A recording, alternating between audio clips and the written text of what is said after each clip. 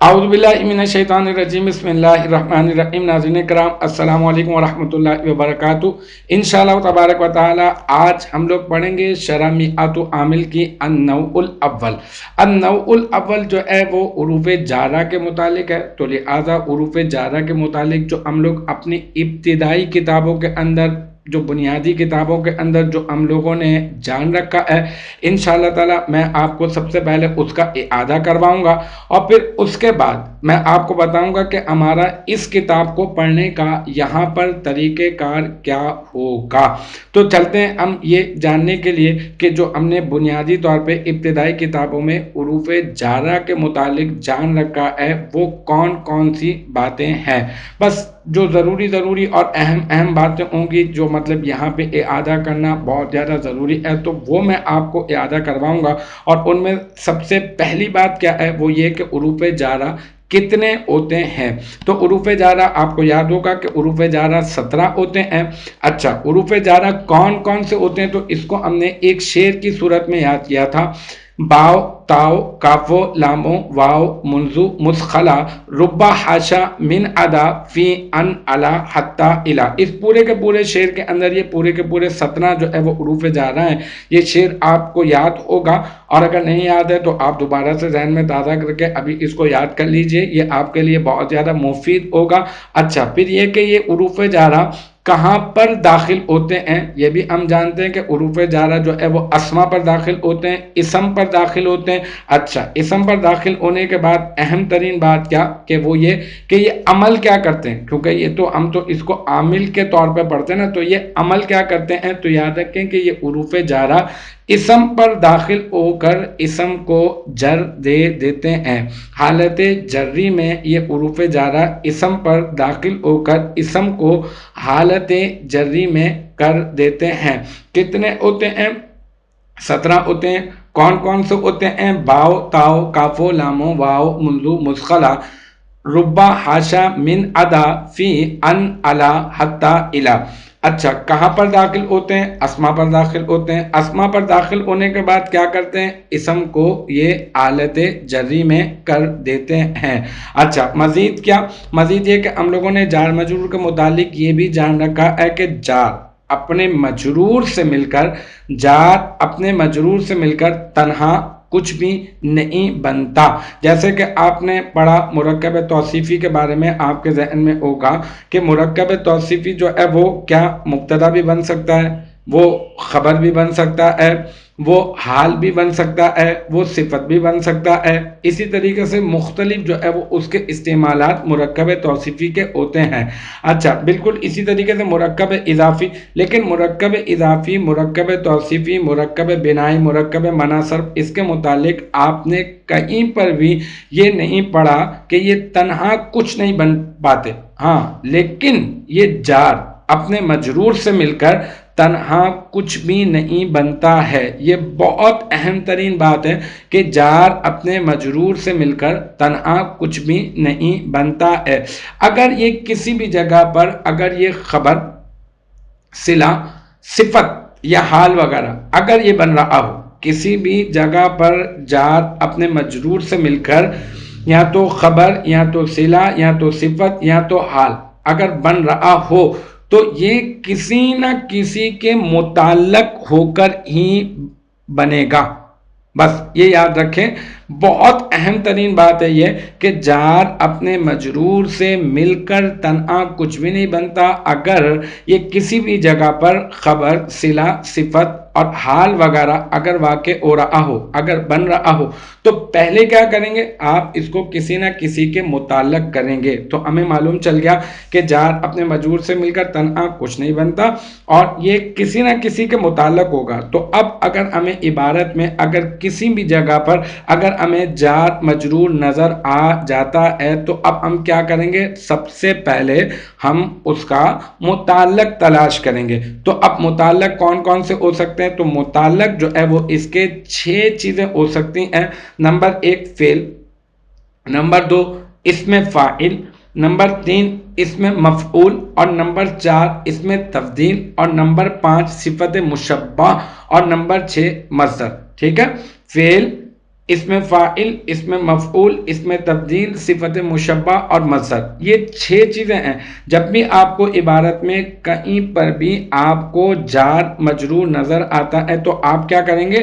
آپ اس کا متعلق تلاش کریں گے۔ اچھا، متعلق میں یہ 6 چیزیں تلاش کرنے کی کوشش کریں کہ کہیں نہ کہیں کسی نہ کسی جگہ پر اگر یہ 6 چیزیں اگر آپ کو عبارت میں نظر آتی ہیں جو اس کے متعلق بننے کے قابل ہیں، یہ سیاق و سباق کا اعتبار سے آپ کو تجربہ ہو جائے گا عبارت کی ترکیب کر کر کے، تو آپ کی سمجھ میں آ جائے گا کہ یہ اس کے متعلق بن بھی سکتا ہے یا نہیں بن سکتا۔ عبارت میں یہ جو اس میں فاعل نظر آ رہا ہے یا اس میں مفعول نظر آ رہا ہے، اس کو اس کے متعلق کر سکتے ہیں یا نہیں کر سکتے، یا یہ کہ یہ اگلی عبارت کا حصہ ہے، یہ والی عبارت کا حصہ نہیں، عبارت یہ ایسا ایسا انشاءاللہ تعالیٰ آپ اگر کرتے رہیں گے تو پریکٹس ہو جائے گی، تو آپ کو ایکسپیرینس اور تجربے کی بنیاد پر آپ کو یہ بات انشاءاللہ تعالیٰ ایسا ایسا سمجھ میں آنے لگ جائے گی۔ ابھی بنیادی طور پر آپ کو کیا ذہن میں رکھنا ہے کہ جار اپنے مجرور سے مل کر کچھ بھی نہیں بنتا، اگر یہ کسی بھی جگہ پر خبر، صلہ، صفت یا حال وغیرہ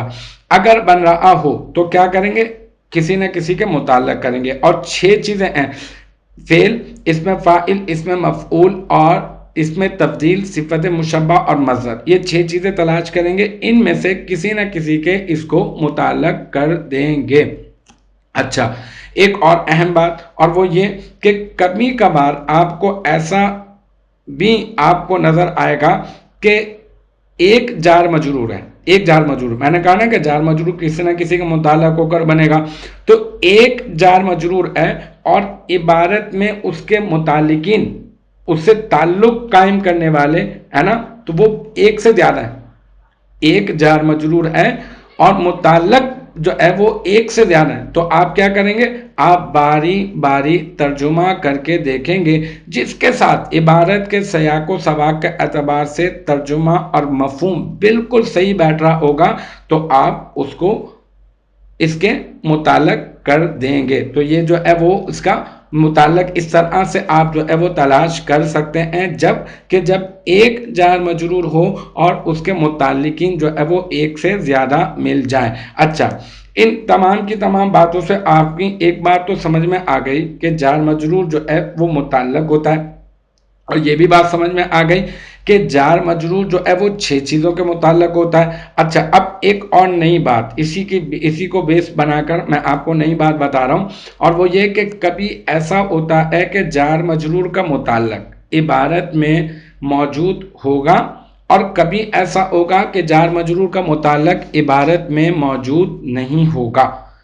کبھی عبارت میں جار مجرور کا متعلق موجود مذکور ہوگا، ذکر کیا گیا ہوگا، اور کبھی جو ہے وہ مذکور نہیں ہوگا، موجود نہیں ہوگا، ذکر نہیں کیا گیا ہوگا۔ بس یہ یاد رکھیں کہ اس اعتبار سے بھی جار مجرور کی 2 قسمیں بنائی جاتی ہیں، اور وہ 2 قسمیں کیا ہیں؟ اس سے پہلے یہ جان لیں کہ جار مجرور کو ظرف بھی کہتے ہیں، جار مجرور کو ظرف بھی کہتے ہیں، اور ظرف کی 2 قسمیں، اور وہ اسی اعتبار سے جو میں نے ابھی بتایا نا آپ کو کہ جار مجرور کا متعلق عبارت میں مذکور ہوگا یا تو پھر عبارت میں مذکور نہیں ہوگا۔ بس اگر جار مجرور کا متعلق عبارت میں مذکور ہو تو ہم کیا کہیں گے؟ ظرف لغو، کیونکہ جار مجرور کو جو ہے وہ ظرفی کہتے ہیں، تو اس وقت میں جب جار مجرور کا متعلق عبارت میں موجود ہوگا تو ہم کہہ دیں گے ظرف لغو، اور اگر جار مجرور کا متعلق عبارت میں مذکور نہیں ہوگا تو ہم کیا کہہ دیں گے؟ ہم کہیں گے ظرف مستقر۔ جار مجرور کا متعلق عبارت میں موجود مذکور ہے تو ظرف لغو، اور اگر مذکور نہیں ہے تو ظرف مستقر۔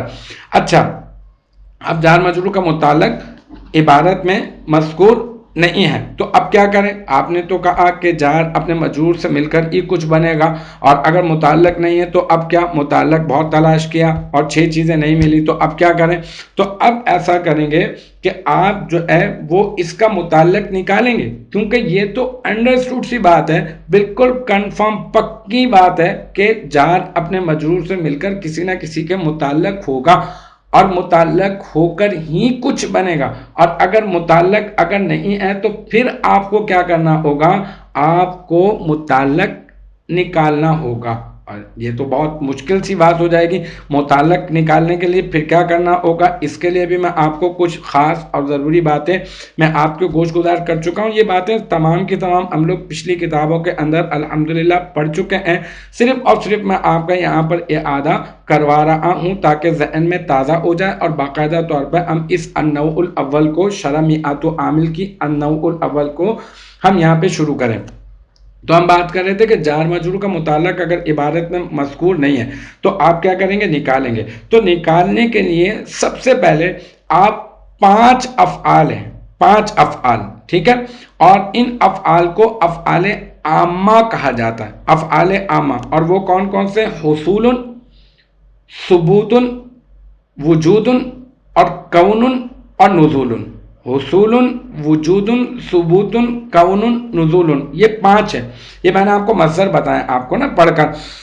آپ چاہیں تو اگر متعلق، اگر آپ کو عبارت کے سیاق و سباق کے اعتبار سے اگر آپ کو اس مصدر میں سے اگر آپ کو اس میں فاعل کی ضرورت ہے تو آپ اس میں فاعل نکال لیں. اگر آپ کو فعل ماضی کی ضرورت ہے تو فعل ماضی نکال لیں. اگر فعل مضارع کی ضرورت ہے تو فعل مضارع نکال لیں. جو بھی اس میں مفعول، صفت مشبہ، اس میں تفضیل، جو بھی آپ کو عبارت کے سیاق و سباق کے اعتبار سے درست اگر آپ کا ترجمہ بیٹھ رہا ہو تو آپ کو اجازت ہے کہ آپ نکال سکتے ہیں. لیکن آپ کوشش کریں کہ اگر جار مجرور کا متعلق اگر عبارت میں مذکور نہیں ہے تو ان 5 سے رابطہ کریں. ان 5 مصدر سے جو ہے وہ آپ جو ہے وہ کنیکشن جوڑنے کی کوشش کیجئے کہ کوئی نہ کوئی ہوگا جس کے ساتھ اس کا ترجمہ جو ہے وہ ٹھیک بیٹھ جائے گا. وہ اصول، وجود، ثبوت، کون اور نزول ہے. اچھا، اب اگر یہ کہ میں نے یہ تو آپ کو بتا دیا کہ اس میں سے کوئی بھی ہو. اب یہ کہ ایسا نہیں ہے، ضروری نہیں ہے کہ صرف اور صرف یہی 5 ہوں گے. نہیں، آپ کا اگر دل چاہتا ہے اور اگر آپ کا ترجمہ کسی اور فعل کے ساتھ، کسی اور مصدر کے ساتھ اگر درست بیٹھتا ہے تو آپ اس کے ساتھ بھی اس کا آپ جو ہے وہ تعلق قائم کر سکتے ہیں. یہ تو ہو گئی ساری کی ساری پرانی باتیں جو ہم لوگوں نے پیچھے پڑھ چکے ہیں. اب یہ کہ یہاں پر شرح میعات و عامل کے النوع الاول میں ہم لوگ کیا پڑھیں گے؟ تو یاد رکھیں شرح میعات و عامل کے النوع الاول میں ہم لوگ حروف جارہ کے استعمالات پڑھیں گے.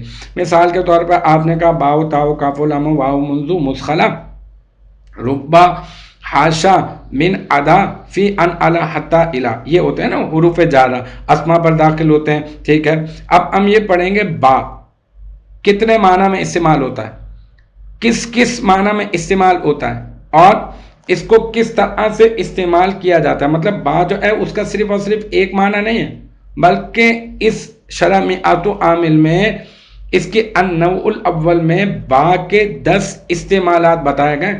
اسی طریقے سے تا ہے، اسی طریقے سے کاف ہے، اسی طریقے سے لام ہے. ہم لوگ یہاں پر حروف جارہ کے استعمالات پڑھیں گے. اچھا، اب ہمارا یہاں پہ طریقہ کار کیا ہوگا پڑھنے کا؟ ہمارا پڑھنے کا طریقہ کار یہ ہوگا جیسے مثال کے طور پر ہم لوگ النوع الاول پڑھ رہے ہیں. النوع الاول کی میں تھوڑی سی عبارت سب سے پہلے پڑھوں گا، مطلب پوری بھی پڑھ سکتے ہیں ایک دم سے، لیکن یہ کہ ایسا نہیں کروں گا. میں سب سے پہلے تھوڑی سی میں عبارت پڑھوں گا، پھر ہم لوگ اس عبارت میں استعمال ہونے والے الفاظ کو ہم لوگ لغات سے، ڈکشنری سے نکالیں گے. نکالنے کے بعد الفاظ معنی نکالنے کے بعد پھر ہم لوگ اعراب کے اوپر بات کریں گے، صرفی اور نحوی اجرا کریں گے اور آپس میں ان الفاظ کا تعلق دیکھیں گے. کیسا تعلق؟ ترکیبی تعلق. اور پھر باقاعدہ طور پر ہم جو چھوٹی سی عبارت کا جو ہم نے حصہ لیا ہوگا اس کی باقاعدہ طور پہ پوری کی پوری ترکیب بھی کریں گے اور پھر اس کا ترجمہ بھی کریں گے اور اس کے مفہوم کو سمجھنے کی کوشش کریں گے. پھر اسی طرح سے وہ عبارت پورا کا پورا اسی پروسیس کے ساتھ ہم لوگ وہاں سے گزرنے کے بعد پھر اس کے بعد تھوڑی سی عبارت اور لے لیں گے، پھر تھوڑی سی عبارت اور، اس طرح سے پوری کی پوری ایک نو کو ہم لوگ کمپلیٹ کر لیں گے، مکمل کر لیں گے. اور پھر اس کے بعد کیا ہوگا، ہم اس پوری کی پوری نو کی عبارت اس کے بعد پوری کی پوری عبارت کو ٹکڑوں میں حل کرنے کے بعد پھر میں آپ کے سامنے پوری کی پوری نو کی عبارت کو ایک ساتھ پڑھوں گا، ایک ساتھ ترجمہ کروں گا اور ایک ساتھ پورے کا پورا وضاحت اور مفہوم اور ایک ساتھ آپ کو پوری کی پوری نو کا انشاءاللہ تعالی میں آپ کو خلاصہ بتاؤں گا. تو بس یہ والا جو پہلا جو ویڈیو کا جو پارٹ ہے اس کے اندر मुझे यही बताना मकसूद था कि हमारा तरीक़ेकार क्या होगा, और पुराना जो हमने पढ़ रखा है उरूफ़ ज़ादा के मुतालिक उससे मुताबिकत करवाना मकसूद था। तो इंशाअल्लाह ताला हम लोग अपने अगले जो क्लिप होगा वीडियो का उसके अंदर इंशाअल्लाह ताला बाकायदा तौर पर हम लोग इस नौ को शुरू करेंगे, और मैं थोड़ी सी इबारत पढ़ूंगा जैसा कि मैंने आप हज़रात के सामने ज़िक्र किया। आप अपना जब तक बहुत ख्याल रखिएगा। व आखिरु दावाना अनिल हम्दुलिल्लाहि रब्बिल आलमीन।